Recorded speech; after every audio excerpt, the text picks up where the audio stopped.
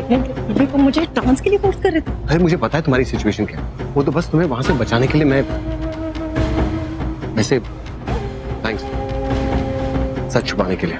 मुझे तुम्हारा thank you नहीं चाहिए, बस जो वादा तुमने किया है उसे पूरा करो। कल हल्दी की रस्म है और तुम अच्छे से जानते हो ये हल्दी की रस्म पूरी नहीं होनी चाहिए। आज संगीत में तो मैंने तुम्हारी इज्जत रख ली, लेकिन अगर तुमने हल्दी की रस्म पूरी कर ली तो आज जो मैंने यहाँ कहा है उसे कैसे पलटना है वो भी मुझे पता है। कल तुम ये शादी कैंसिल करोगे, अगर तुमने नहीं की तो मैं खुद करूँगी। ये मेरा वादा है तुमसे और तुम अच्छे से जानते हो मैं अपने वादे नहीं तोड़ती। अरे मेरी जान, टेंशन क्यों ले रही हो? मैं हूं ना, सब संभाल लूंगा। हाँ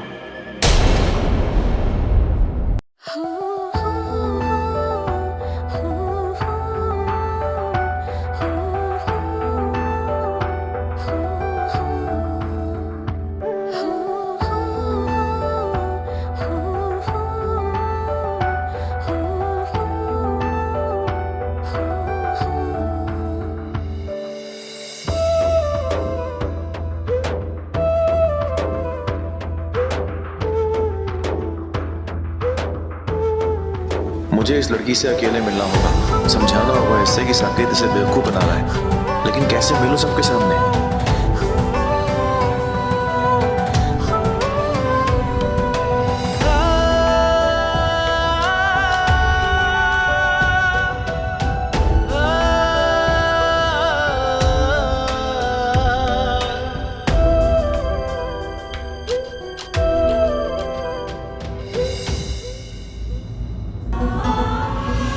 आई होप अब सब क्लियर हो गया है।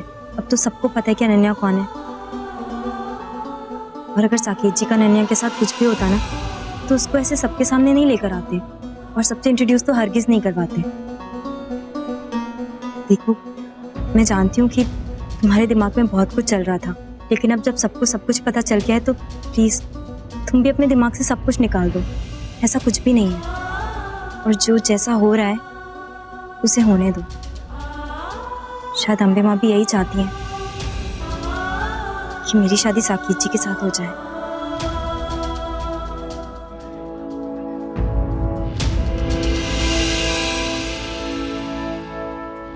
काश मुझे एक मौका मिल जाता, एक सबूत, एक मौका, फिर मैं साबित कर देता कि देविका की देवी माँ क्या चाहती है। देवी माँ नहीं चाहती कि तुम साकेत से शादी करो और मैं ये बात साबित नहीं कर पा रहा। काश मैं ऐसा कर पाता देविका।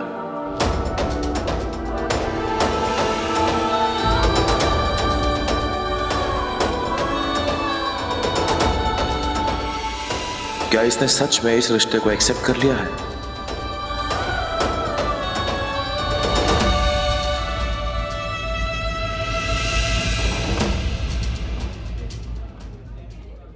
गाना बजाना ये सब चलते ही रहता है, खत्म ही नहीं होता। मजा आया ना आपको? हाँ आंटी, मुझे अब चलना चाहिए।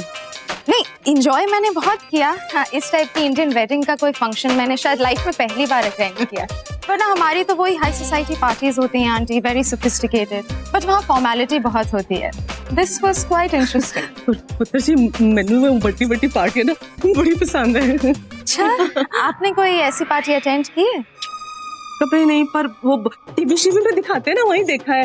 मैंने तो कदे किसी ने नहीं बुलाया।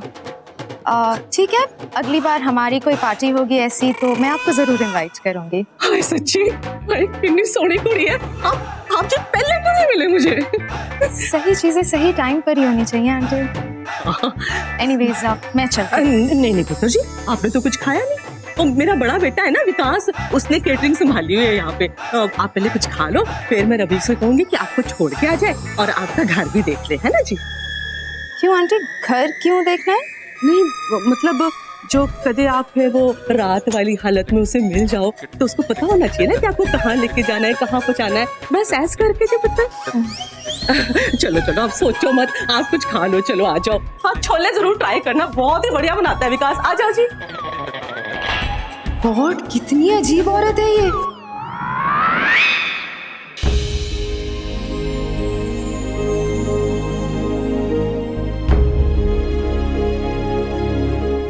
राइस देना रेखा।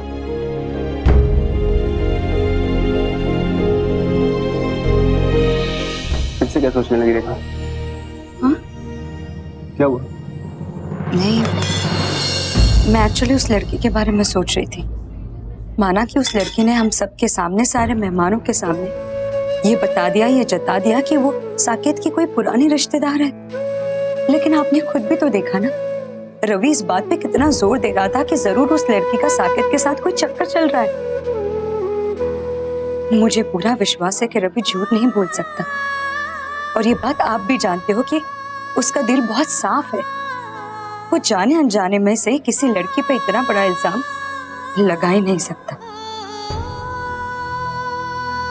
तो ठीक कह रही रेखा, गलती हो जाती है इंसान से। उसने सोचा कुछ और होगा, देखा कुछ और होगा, ऐसा भी तो हो सकता है ना। लेकिन मुझे लगता है कि उसे अपनी भूल समझ आ गई होगी, वरना वो लड़की इतना कुछ बोल रही थी उसके सामने, लेकिन वो कुछ कह ही नहीं रहा था। उसको अपनी गलती का पछतावा हो गया होगा और उसने उस लड़की की बातों को सच मान लिया होगा। लेकिन तू परेशान मत हो, इस बात को यहीं खत्म करने में हम घर वालों की बेहतरी है।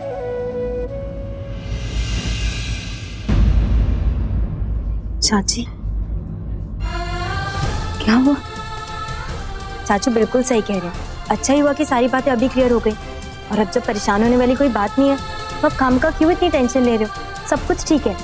आपके मन में जो भी बातें हैं ना, उनको बिल्कुल निकाल दीजिए। नहीं लाडू, मेरे मन में ऐसी कोई भी बात नहीं, पर हाँ, तुझे लेकर चिंता जरूर है। डर लगता है मुझे, दिल घबराता है मेरा, बार बार एक ही बात सोच के कि कहीं गलती से मैं तुझे किसी गलत हाथ में ना सौंप दूं। तेरे मामले में तो मैं किसी पर भी आंखें बंद कर विश्वास कर ही नहीं सकती, और लापरवाही तो बिल्कुल भी नहीं। लाडू, मैं तो तुझे हमेशा खुश देखना चाहती हूँ और सुखी देखना चाहती हूँ, और कोई बात नहीं। चाची, लेकिन आपको कैसे पता कि मैं खुश हूं या नहीं? मतलब ये कि अगर मैं आपसे कहूं कि मैं बहुत खुश हूं, तो आप मान लोगी ना मेरी बात? चाची, मेरी तरफ देखो, मैं सच में बहुत खुश हूं। चलिए, अब इसी बात पे आपको मुंह मीठा करना पड़ेगा।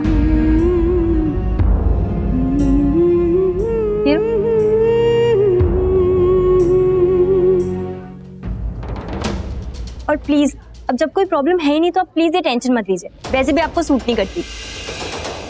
देविका दी सच में खुश है? वो सिर्फ दिखावा कर रही है ताकि वो मॉम को खुश कर सके। चलिए, आप दोनों खाना खा लीजिए, मैं बाकी सबको बुला कर लाती हूँ।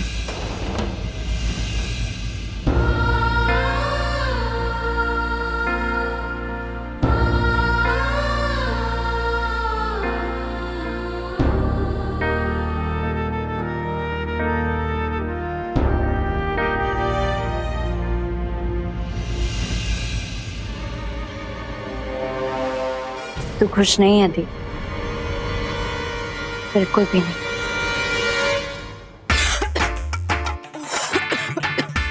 इतना स्पाइसी खाना यहाँ लोग खाते कैसे हैं? माय गॉड, मेरी तो जुबान जल रही है और पेट में तो आग लगी है। पानी पीने का भी कोई फायदा नहीं, और हाथ कहाँ धोऊं मैं?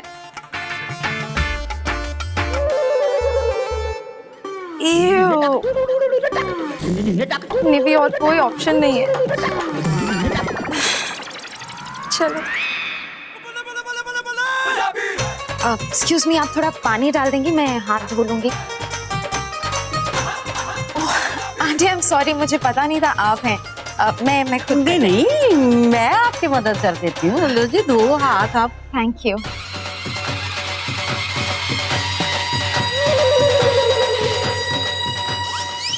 अब आपने हाथों में इतना कुछ पहन रखा है, ये ऐसे हाथ धोने से, पानी लगने से इनकी पॉलिश वालिश नहीं खराब हो जाएगी?